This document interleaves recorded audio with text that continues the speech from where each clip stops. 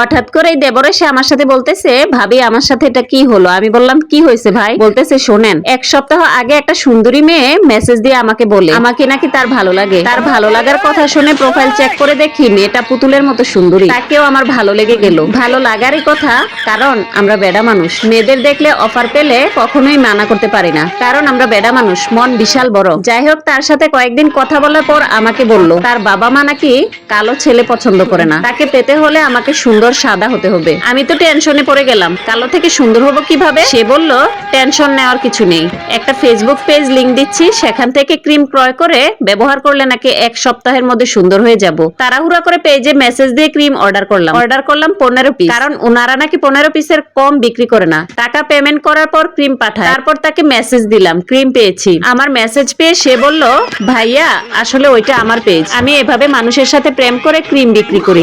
আমাদের মতো সহজ সরল মানুষের মন নিয়ে এভাবে খেলাটা কি ঠিক হলো ভাবি? আপনি বলেন, এবার আপনারাই বলেন, আমার দেবরের সাথে এমনটা করা কি ঠিক হলো?